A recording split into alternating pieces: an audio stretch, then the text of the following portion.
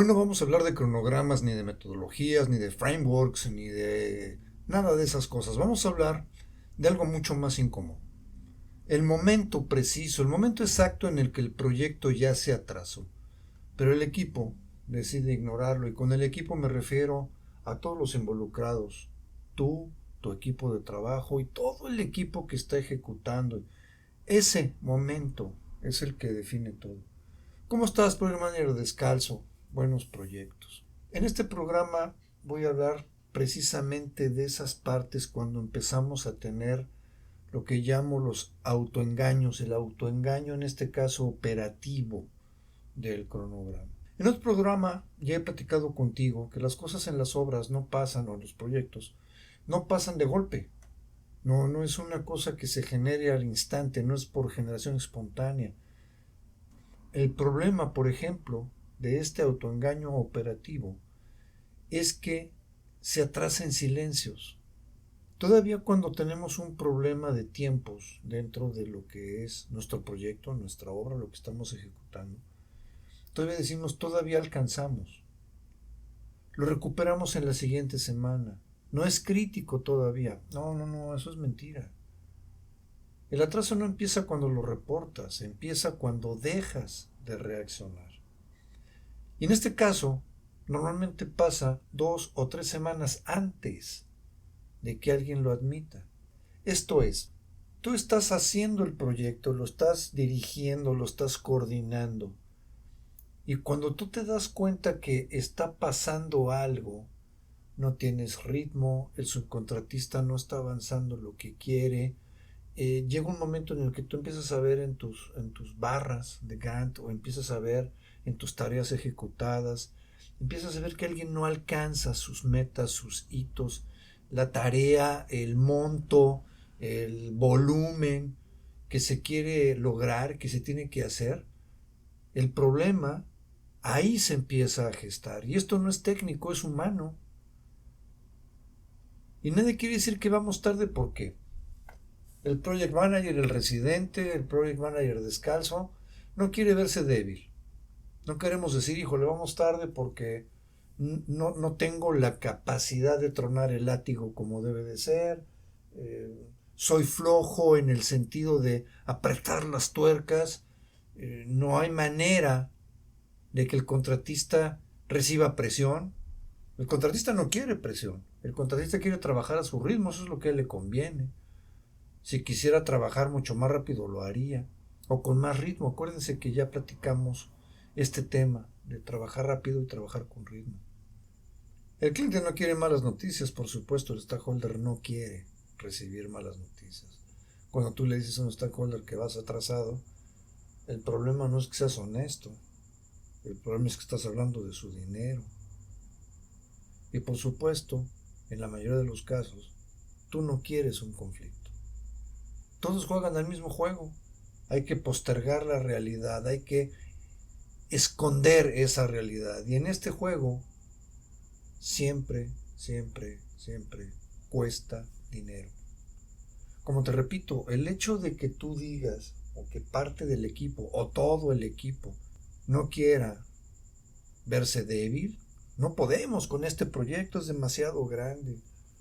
La analogía ya se las he hecho en otros casos. Hubo un stakeholder que me dijo que el proyecto estaba quedando muy grande y él decía, una analogía muy curiosa, decía que el proyecto que se estaba ejecutando, que se estaba realizando, pues era un Boeing 777, uno de los aviones más grandes del mundo, que no sabíamos cómo volar un avión de esos. Era muy curioso, él siempre hablaba de sus analogías siempre las hacía de manera de la aviación. Y eso empezó a meter presión. Por supuesto, en ese momento todo el equipo dijimos, oye, no, espérenme, independientemente del tamaño del avión, lo podemos lograr, pero necesitábamos otra tripulación, para seguir con la analogía.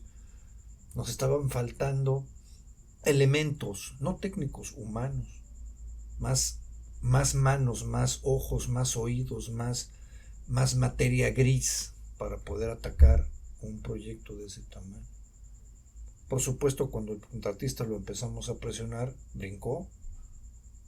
Y cuando le confirmamos al cliente que efectivamente íbamos retrasados, fue un problema. Pero tuvimos que decirlo, aunque no quisiéramos entrar en conflicto con él.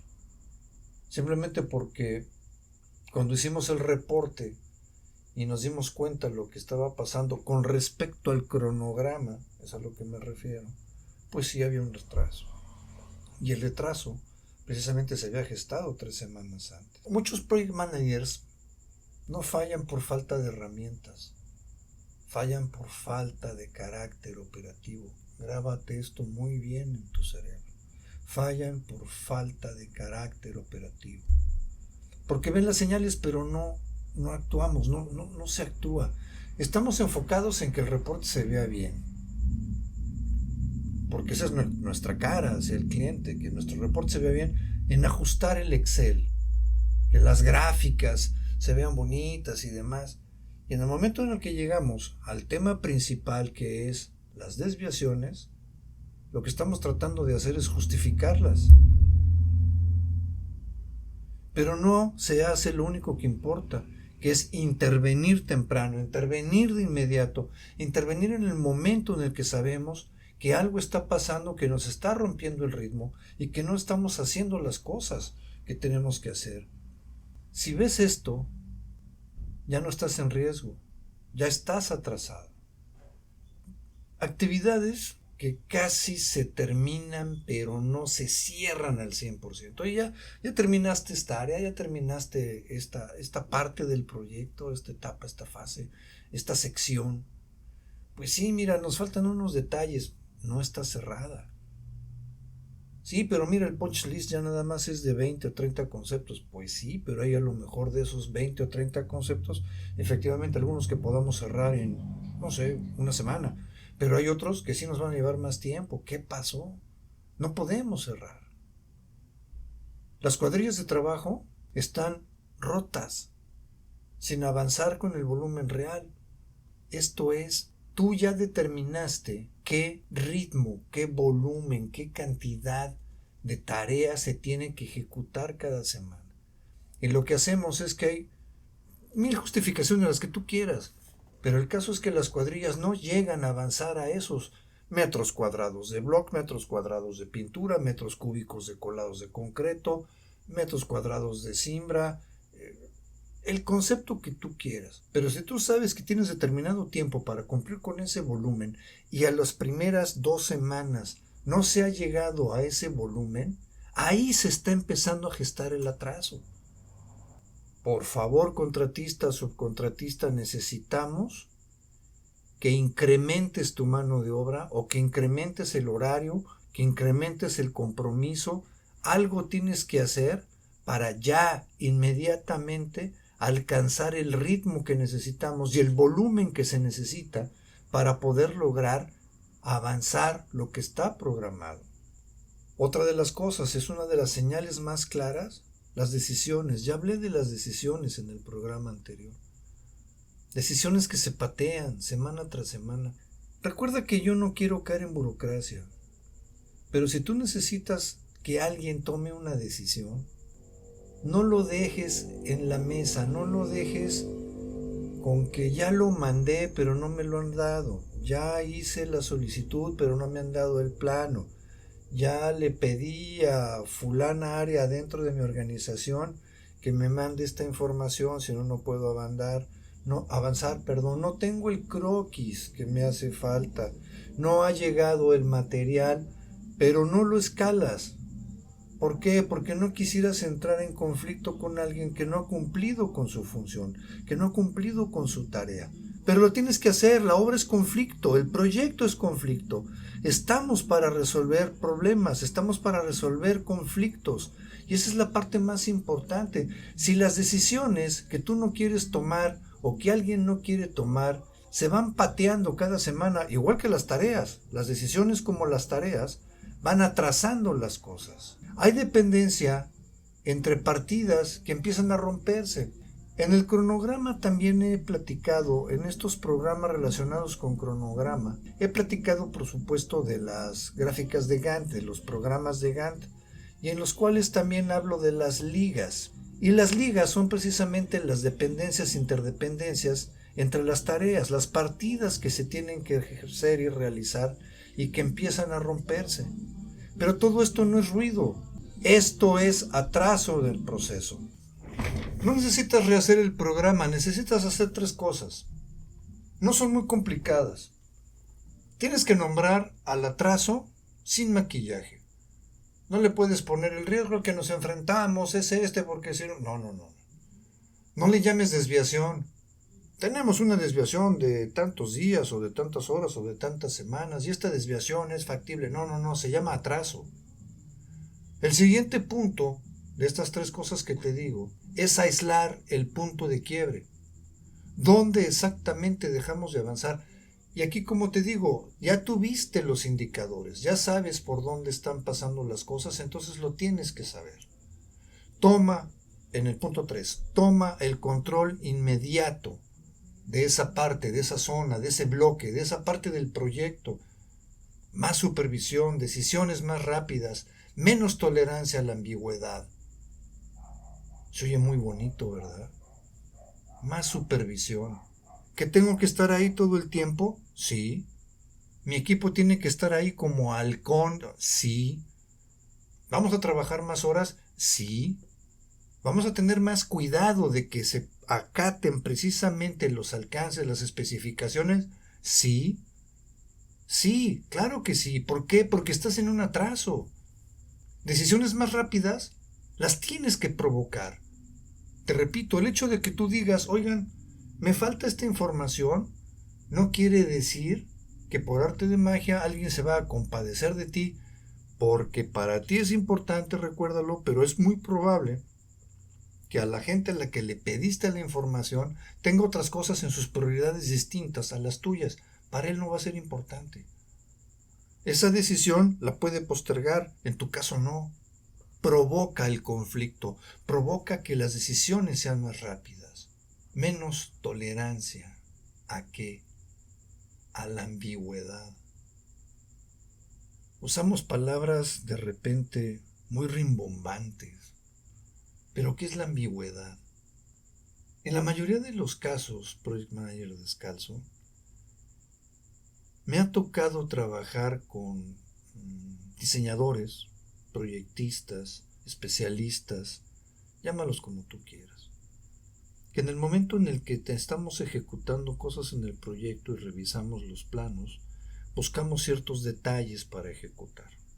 Y resulta que esos detalles no están dibujados, o hay procesos que no están perfectamente descritos en los planos o en los anexos de la información correspondiente al proyecto. Y como ellos son especialistas, para ellos lo dan por sentado, para ellos es obvio. Hay un procedimiento y un proceso que es obvio para que pase lo que esté en el plano. No está bien claro, bien especificado, bien desglosado. Esa ambigüedad de la información no la puedes permitir, porque eso es tiempo perdido. Tienes que atacarlo constantemente. La información tiene que estar completa y actualizada. Esa es otra de las cosas más importantes que hemos tocado en todos estos programas y que te he comentado a ti directamente. Estos 3 puntos que vimos no son elegantes, no, pero funcionan. Más supervisión, decisiones más rápidas y menos tolerancia a la ambigüedad. El punto 2, aislar el punto de quiebre, saber exactamente en dónde se dejó de avanzar. Y el punto número 1, por favor, se llama atraso. Un proyecto no se cae porque se atrasa, se cae porque el atraso se normaliza. Y cada vez que tú pateas actividades, pateas decisiones, ya se vuelve sistemático. ¿Eso qué quiere decir? Ya es normal. Oigan, ¿qué pasó con esto? Pues ya sabe, arquitecto, cada vez que pedimos un material se tarda 3 semanas en llegar, ja. Mejor lo pedimos ahorita para que llegue el año que entra, ja. Oigan, ¿qué pasó entonces con esta actividad? Es que me está interfiriendo el otro contratista, pero pues ya cuando termine le entramos nosotros. Oiga, no, no, no, no, no. Esto no puede pasar. Si hoy ya viste señales, ya no estás a tiempo de monitorearlo. Estás a tiempo de actuar. Si estás dirigiendo el proyecto, estás dirigiendo proyectos de verdad, tienes que aprender a decidir lo que nadie quiere escuchar. Que estés muy bien, programa del descalzo. Nos escuchamos en el siguiente programa.